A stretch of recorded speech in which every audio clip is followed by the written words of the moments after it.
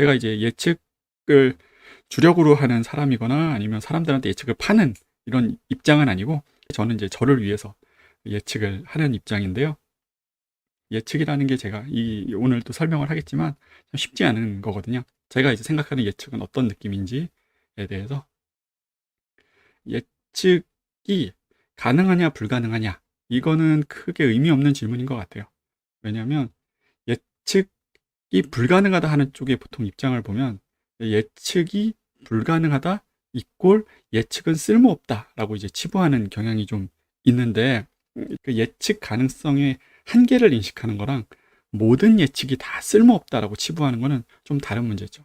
대부분은 이제 여러분들은 예측이 당연히 어느 정도 가능하고, 그러니까 이제 이런 뉴스나 이런 것들도 많이 보시고, 그런 것들이 이제 판매하는 그런 그 서비스들도 존재하는 건데, 제 경험상 봤을 때 예측 가능성의 한계를 인식하는 것과 모든 예측이 쓸모없다고 치부하는 거는 전혀 다른 문제더라고요. 그래서 저는 예측은 가능할 때도 있고 불가능할 때도 있는데, 전체적으로 보면 그거는 이제 가능한 환경이 주어지면 가능한 거고, 예측이 안 되는 시기가 분명히 존재하거든요. 그때는 무슨 예측이든 억지로 하려고 하지 말고, 지금은 그냥 예측이 안 되는 시대구나 라고 지금 판단을 하라 라고 이제 얘기를 하는 편이죠. 모든 논리의 시작은 이제 그 사실을 먼저 수집을 하고, 보통 역사라고도 얘기하고, 아니면 이제 데이터의 논리를 기반하려고 하고 있고요. 그리고 데이터나 역사 또는 뉴스, 이런 신규 데이터들이 또 자꾸 이제 정보들이 들어오면 환경이 바뀌는 거잖아요. 그러다 보면 내가 생각했던 예측도 당연히 좀 바뀌어야 돼요. 이거는 그 부안해동하고는 조금 다른 개념인 것 같아요. 부안해동은 이제 이랬다 저랬다 하는 건데, 실제 예측은 이런 느낌이에요. 그 세상 모든 일을 저는 이제 확신하듯 말하는 거는 투자의 세계에서 꽤 위험한 행동이라고 생각하고 있거든요. 반드시 그렇게 될 겁니다. 아니면 좀 강하게 이번엔 그렇게 됩니다. 예측을 단정지어 말해서는 저는 안 된다는 주의예요. 이게 가능한 건지 예측이 불가능한 건지. 예를 들면 제가 옵션에 관한 얘기를 했는데, 그거는 이제 만기 때는 걔의 영향력이 꽤 크거든요. 특히 이번 만기 지나고 다음 만기가 되면 그 정보의 중요도는 좀 떨어져요. 그러니까 앞에서는 그게 꽤 예측력이 좀 있는 정보일 수 있는데, 시기가 딱 지나고 나면 별로 그렇게 중요한 정보가 아닐 수도 있는 거고, 근데 그거 외에도 다른 정보도 없다. 그러면 이제 그 시점에서는 크게 예측할 만한 게 별로 없다는 거죠. 그래서 다시 정리하면, 어떤 환경이 주어졌을 때 우리가 어느 정도까지 예측을 할 수 있고, 그리고 불가능한 시점은 언제인지를 좀 따져보는 것도 사실 좀 중요하고요. 두 번째로는 제가 60%와 80% 예측의 차이라고 좀 적어놨는데, 예를 들면 60%로 상승합니다, 80%로 상승합니다, 90%로 상승합니다 라는 거는 방향은 같아도 이거는 사실 다른 예측이에요. 강도가 다르기 때문이죠. 60%와 80% 예측은 사실은 되게 큰 차이예요. 그리고 실제 이 자산을 운용하는데도 그게 반드시 적용이 되고요. 왜냐? 확신도가 커지면 기대 수익률이 동일하다는 가정이었을 때는 당연히 베팅 비중이 늘어나게 돼 있거든요. 80%랑. 그리고 60%는 당연히 베팅 비중이 줄게 되겠죠. 그게 이제 유명한 트레이딩 그 비율 계산법 중에 켈리 비율이라고, 그게 이제 내가 생각하는 확률에 따라서 내가 비교 우위를 맨날 계산한 다음에 거기에 맞는 것만 풀 베팅을 하는 게 아니고, 그 비율만큼만 베팅을 해가지고 나중에 위험 관리를 하면서 결국은 내가 살아남는 방법으로 이제 하겠다라는 건데, 예측도 사실 마찬가지죠. 내가 이번 달 주식시장 올라요 떨어져요 하는 것보다는 이제 60%로 생각하는지, 그 확률을 80%로 생각하는지, 아니면 55%로 생각하는지, 그런 식의 이제 확신도에 따른 것들을 숫자로 환산하는 연습이 좀 필요하죠. 당연히 이 예측을 어느 정도로 확신하는지를 숫자로 환산하는 그 연습을 반드시 하게 돼 있어요. 그리고 그렇게 숫자로 환산하려면 뭐가 필요하냐? 모델이 사실은 존재하게 되는 거죠. 만약에 60%라고 얘기하는 사람이랑 64.3%라고 얘기하는 사람이 둘이 있으면, 둘은 일단은 그 정교함에서 일단 차이가 나고, 64.8이라는 숫자를 환산하기 위해서는 그 사람은 아마 모델이 있을 거예요. 숫자가 좀 뭉뚱그려지는 것보단 조금 구체적인 게 더 좋고요. 구체적일수록 그 디테일이 나타나요. 이런 게 이제 과학적 신중함이라는 걸로 이제 표현이 되는데, 이 인간의 본성이랑 좀 안 맞아요. 우리는 사실 일반 개인 투자자들도 그렇고, 아무리 이 업계에서 난다긴다 했던 오래 한 투자자들도 그 심리적으로 보면 혼돈이나 불확실성을 되게 싫어하기 때문에 너무 쉽게 명확하고 자신 있는 결론으로 자꾸 이동하려고 하는 성향이 있어요. 저도 마찬가지고요. 또 그렇게 확신을 갖고 얘기하는 사람의 얘기가 되게 끌리게 되는 성향이 실제 있어요. 그래서 다수의 경우에는 가장 먼저 접한 제일 그럴듯한 설명을 포착해서 그거에 대한 신뢰성을 확인하기 전에 오히려 거기에 매료돼가지고 그 설명을 뒷받침하는 증거만 계속 신나게 수집하는 경향이 생겨요. 그게 이제 좀 피할 수 없는 심리적인 한계인데, 그렇기 때문에 이제 저는 모델이 있으면 그게 좀 보완이 된다라고 생각하는 거죠. 초반에 이제 생각했던 거를 되돌리는 건 되게 어려운데 그걸 더 강화하는 거는 굉장히 쉽거든요. 퀀트들조차도 객관적이라고 생각하는 그들조차도 이 함정에 되게 잘 빠지게 되더라고요.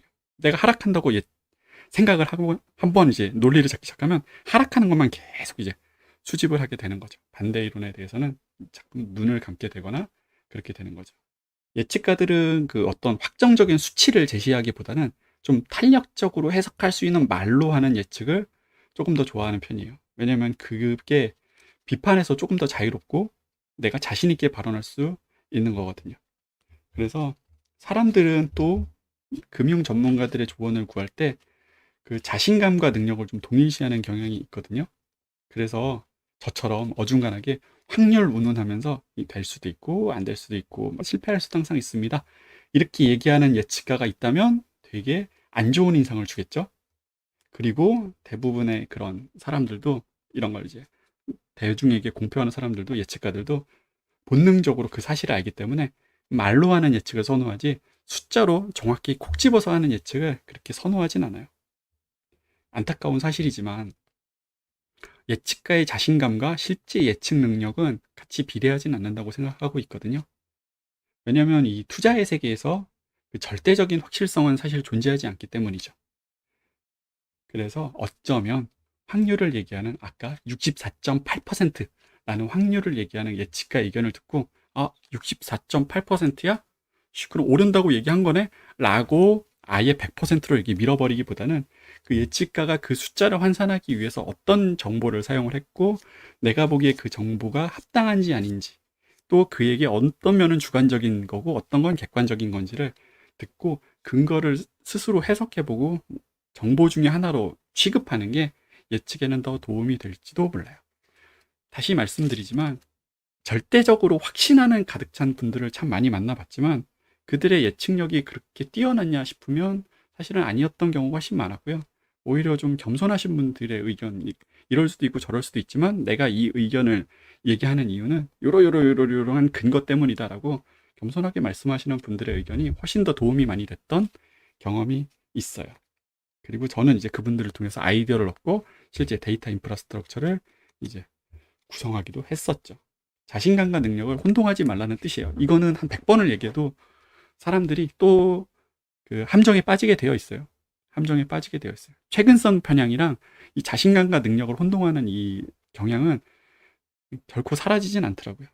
그래서 그거를 좀 조심하려면 어떻게 해야 되냐? 어떻게 해야 되냐? 그래서 자, 그러면 예측을 남한테 맡기지 말고 다른 사람의 의견을 참고만 하고 예측에 대한 의견은 나는 이제 그러면 이제 어떻게 예측을 해야 될까요? 우리가 대중에게 자신의 예측을 알릴 리가 없다. 나의 투자를 위해서만 이 예측을 사용한다고 한번 가정해 볼게요. 그러려면 일단은 어떤 모델이 필요하죠. 세상을 보는 사고방식. 그리고 모델이 왜 필요하냐면 아무리 좋은 모델이라도 결함은 존재하는 거 아니냐. 당연하죠. 세상에 완벽한 모델이 어디 있겠습니까? 그래도 저는 모델이 필요하다고 생각합니다. 이 모델이 없으면 우리는 그 예측을 어느 지점에서 시작해야 하는지를 전혀 알 수 없기 때문이죠. 그 모델의 완벽함의 극도로 떨어지더라도 없는 것보다는 제가 낫다고 말씀을 드리는 거예요. 그리고 그 모델은 계속 개선의 여지가 있는데 내가 모델이 없는 상태에서 나라는 사람은 사실은 수많은 예측이 틀려도 개선의 여지가 별로 없을 수가 있어요. 이게 복기를 통해 가지고 사람이 발전을 하는데 복기 자체를 모델이라는 게 존재하지 않으면 잘 안 하게 된다는 거죠. 여기서 말하는 모델은 꼭 숫자가 완벽하게 들어가 있는 그 모델은 아니어도 돼요. 내가 생각하는 어떤 질문의 체크리스트, 내가 생각하는 어떤 미래 방향의 주요한 지표들의 리스트, 목록. 정성적인 거지 막 엄청 숫자화되어 있는 건 아니잖아요. 그럼에도 그게 있고 없고의 차이가 굉장히 크다라고 이제 말씀을 드리는 거죠. 그래서 모델이 있으면 우리는 뭘 계산할 수 있냐면 이거를 우리가 기본율 혹은 기저율이라고 부르는 게 있어요. 기본율, 기저율이라는 걸. 자, 이거를 거의 한 자릿수까지 산출할 수 있으면 굉장히 정교한 모델이 있는 거죠. 처음에는 아마 뭐 한 60%? 70%? 되게 뭉뚱그린 숫자가 나올 거예요. 내 입에서 55% 이렇게 나올 텐데 이게 점점 정교화가 되면 도움이 되는 거죠. 이 기본율이 없으면 어느 지점에서 내가 분석을 시작해야 되는지를 모르고 느낌대로 말하기가 쉬워요. 사실은 내 마음속에는 55% 정도의 확신이었는데 오를 것 같다? 이렇게 얘기를 하게 되겠죠. 80%인데 무조건 오른다. 뭐 이렇게 이제 대충 이제 얘기를 하게 되겠는데 이 숫자를 환산하는 습관을 들이기 시작하면 뭐가 되게 좋냐면 내가 아는 것과 모르는 것을 좀 구분할 수가 있어요. 아는 척하는 것과 진짜로 아는 거 맞아. 이 사람이 생각보다 자기 자신에 대해서 되게 관대하기 때문에 스스로는 되게 안다고 생각하는 경우가 되게 많은데 이 숫자로 환산하는 연습 과정에서 아, 사실은 내가 모르고 있었구나. 아니면 애매하구나. 아니면 다른 사람의 의견을 너무 깊게 그 사람을 너무 신뢰한 나머지 참고했구나라는 식으로 구분이 되기 시작하죠. 기저율에 대해서 한번 우리 얘기해 볼게요. 자, 정의는 이런 거죠. 기저율 오류는 특정 사건의 발생 확률이나 과거 기본 통계 정보는 무시하고 상황에 대한 개별 정보나 표면적인 특징만을 토대로 판단하는 오류. 그리고 주로 직관적 정보에만 의존하면서 과거에 이 사건이 어떻게 있었는지 기본 확률을 간과하는 경향에서 비롯된다. 무슨 말이야? 한국말인데. 그래서 제가 좋아하는 예시가 하나 있어요. 자, 여러분 한번 생각해 보세요. 자, 어떤 사람을 한 명을 제시를 할 텐데 그 사람의 직업이 뭔지 내가 한번 추정을 해보겠다. 추정을 할 때 나는 무엇을 먼저 조사하기 시작하는지. 근데 제가 일단 정보를 드리긴 할 거예요. 이 사람의 이름은 일론 저커버그예요. 일론 저커버그라는 가상의 인물이 스프링필드라는 도시에 있어요. 스프링필드라고 뉴욕 근처에 있는 도시에 있다고 가정할게요. 자, 이 사람은 책 읽기를 굉장히 좋아하고요. 토론도 굉장히 활발히 참여해요. 학교에서 있는 토론 행사를 과거에 되게 활발히 활동했고 독서 동호회 활동 같은 것도 빠지지 않고 했었어요. 제가 질문을 한번 드릴게요. 이 사람은 변호사일까요? 엔지니어일까요? 둘 중에 하나예요. 저도 이 정보만 듣고 했을 때는 변호사라고 생각했을 거예요. 자, 대부분의 사람들은 그가 책을 좋아하고 독서 모임에 참여한다는 정보에 집중해서 변호사일 가능성이 높다고 생각할 수 있어요. 네. 하지만 현실적으로는 엔지니어라는 직업군의 범위가 훨씬 넓죠. 현실에서는요. 어떤 도시에 어느 곳을 가든 당연히 엔지니어라는 직업군의 비율이 훨씬 너무 광범위하기 때문에 네, 엔지니어의 비율이 훨씬 더 높을 가능성이 크죠. 그가 변호사일 가능성보다는 엔지니어일 가능성이 기저율, 이걸 이제부터 기저율이라고 얘기하는 거예요. 엔지니어가 될 가능성이 그 확률이 기본적으로 이 사전 정보, 이 사람이 책을 좋아하고 독서 토론하는 거와 무관하게 그게 기저율상 더 높은 거예요. 엔지니어가 될 확률이. 거기에 내가 추가 조사를 했더니 뭐 해당 도시가 공업지역이다. 그러면 그 확률을 더 높여야 되겠죠. 엔지니어의 확률을 더 높여야 되겠죠. 이게 기본 확률, 그걸 이제 기저율이라고 얘기하는 거예요. 인구 조사를 해봤더니 엔지니어의 비율이 20%, 변호사의 비율이 한 5% 정도라면 적어도 엔지니어일 확률이 4배는 높다는 가정으로 시작하고, 근데 이 사람의 기본적인 성향이 변호사에 더 가까운데 그럼 어떻게 되겠어요? 기본 성향이 변호사에 더 가깝잖아요. 그러면 20%가 엔지니어의 기본율에서 시작했는데 좀 줄이는 거죠. 그래, 그러면 15% 확률로 엔지니어일 거야. 변호사일 확률은 조금 높여볼까? 그래, 10%. 그럼 15대 10으로 내가 이 사람은 엔지니어를 할게. 왜? 아까 했던 그 사람의 개인적 성향이 변호사에 좀 가까우니까 확률을 이제 좀 바꾸는 거죠. 그래서 이렇게 예측을 하는 게 기저율을 활용한 하나의 예측 방법이라고 보면 돼요. 조사할 수 있는 걸 다 조사하고. 외부적 요인, 그 사람의 개인적인 그 성향이나 이런 것보다 오히려 밖에 있는 외부적인 통계 데이터를 가지고 먼저 시작을 하자. 그게 이제 기저율에 대한 기본적인 관점이고요. 그리고 새로운 정보가 들어온다면 그 예측을 가감하는 거죠. 근데 하루가 지나서 내가 이제 엔지니어라고 이제 15대 10 정도로 예상을 했는데 다음날 봤더니 로스쿨 출신이라네. 학교를 로스쿨을 나왔대요. 그러면 당연히 예측을 완전히 바꿔버려야 되겠죠. 기저위로 완전히 뒤엎어버릴 만한 정보죠. 경제지표를 예상하는 것도 이 접근법하고 생각보다 되게 비슷해요. 진짜 크리티컬한 정보가 오기 전에는 적당히 이제 그 저울질을 하다가 여기 한 55%, 여기 한 45%, 60%, 70% 하다가 뭔가 너무 핵심적인 정보가 들어온다. 그럼 글로 확 쏠리게 되는데 항상 그러겠습니까? 그런 정보는 진짜 드물어요. 그런 상황이 아니고서는 계속 항상 너무 확신을 갖기보다 적당한 수준으로 이제 얘기를 하는 거죠. 기본적으로 이제 경제 지표나 시장 상황에 대한 우리가 예측을 할 때 단순히 느낌이나 직관적인 정보에 의존하기보다는 기본적인 통계 정보랑 확률을 기반으로 시작을 해야 되는데 그게 보통 뭐냐면 보통 역사에서 많이 시작을 하죠. 여기서 말하는 역사는 주가면 이제 과거 주가는 어땠고 어떤 이벤트가 발생했으면 이 이벤트가 발생했을 때 과거에는 어떤 움직임을 보였었는지 거기에 내가 추가적으로 그때와 뭐는 같고 뭐는 다른지 이런 것들을 이제 생각을 하면서 계속 이제 가감을 해 나가는 거고 다음 날이 되면 또 새로운 정보가 들어올 거잖아요. 그러면 또 그 확률을 계속 바꿔나가는 거죠. 그래서 이런 식이에요. 65%를 했다가 다음 날 되니까 60%, 그 다음 날 되니까 55%, 또 됐더니 50%. 이렇게 돼서 이제 쿵 하고 이제 아예 반대 의견처럼 가는 거지. 이게 의사결정을 수정한다는 게 막 45% 갔다가 막 80% 갔다가 막 20% 갔다가 이렇게 하라는 뜻은 아니에요. 사실이 바뀌면 내 예측도 당연히 바뀌어야 돼요. 예측 업데이트는 그래서 해야 되죠. 근데 이 좀 다른 얘기인데 그 대중 앞에 나서는 예측가들의 사실은 성과가 훨씬 좋지 않거든요. 이제 왜 그러냐면 그들의 능력의 문제는 아니고요. 자신의 예측을 대중에게 말하고 나면 이게 제가 예측을 사실 대중 앞에서 말하는 걸 꺼리는 이유기도 한데 예측을 고수하려는 경향이 너무 강해지기 때문이죠. 왜? 예측을 수정하면 말을 바꿨다고 비난하기도 쉽죠. 그죠? 예측을 또 수정하면 너 그때 그렇게 얘기하더니 말 바꿨네? 뭐 이런 식으로 할 수가 있는데 근데 자신의 예측을 수정해야 되는 정보가 들어오면 바꿔야 되는데 이것도 예측가들도 사람이다 보니까 애써 무시하는 경향이 그 심리적으로 있어요. 초반에 했던 의견을 되게 고수하고 싶어하는. 그리고 대중을 상대로 한 예측가들 사이에서는 더 심하게 그게 발현이 되죠. 자존심 문제가 좀 달려 있거든요. 틀렸다는 거에 대한 창피함 이런 것도 존재하기 때문에 그렇게 자신감 넘쳐 보이는 그 모든 예측가들도 다 사람이에요. 다 사람이라서 그런 심리적 약점을 갖고 있기 때문에 오히려 정확도 측면에서는 떨어질 수가 있다. 그래서 예측은 사실 그냥 혼자 알고 있는 게 제일 좋습니다. 저도 그래서 그러고 있어요. 혼자 알고 있어요.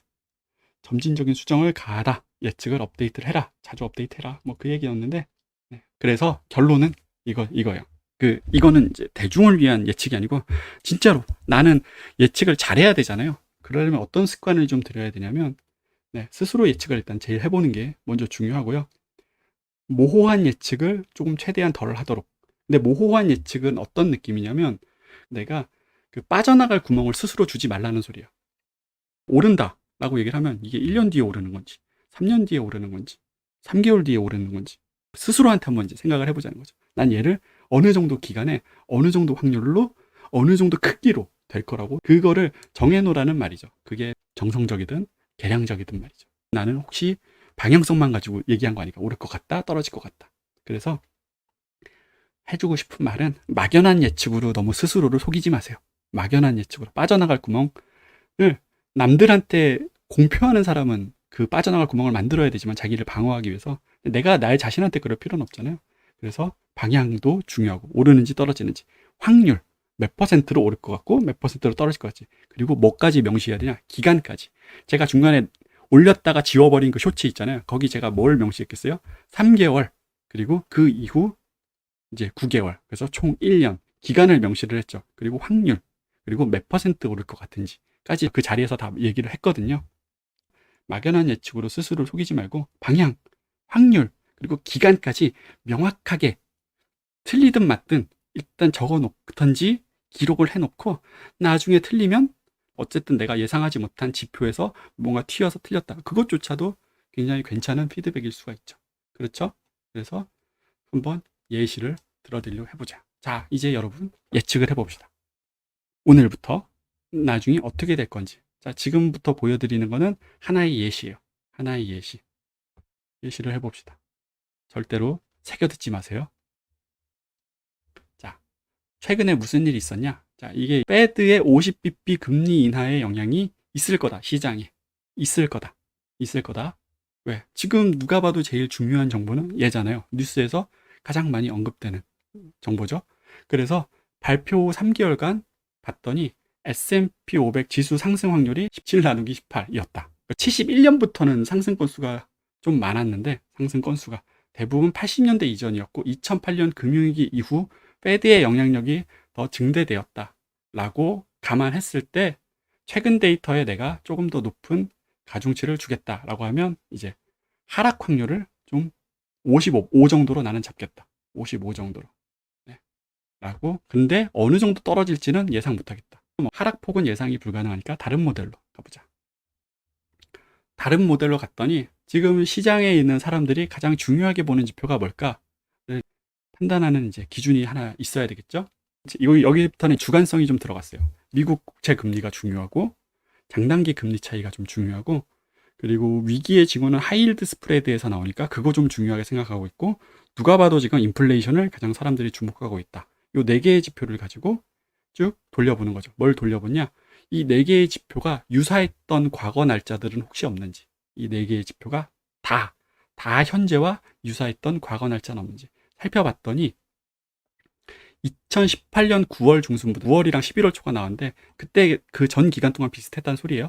당시 10년물 미국 국고채 금리는 3.0에서 3.2 사이를 이제 왔다 갔다 했는데 현재 3.6이죠. 그리고 당시에도 장단기 금리 여기서 말하는 건 10년, 2년이에요. 지금 0.1 정도의 장단기 금리 차이가 있거든요. 근데 그 당시도 0.2에서 0.3 정도로 꽤 유사했었더라. 그리고 메릴 린치에서 제공해주는 하이힐드 스프레드가 지금 3.3인데 2018년 요 시기에 3.2에서 3.6이었다. 비슷했다. 그리고 현재 인플레이션 2.4인데 2.3에서 그 당시도 2.7이었다. 그럼 요 네 개의 경제 지표가 굉장히 비슷했던 시기가 2018년이었고 자 여기서 한 가지 더 보는 거죠.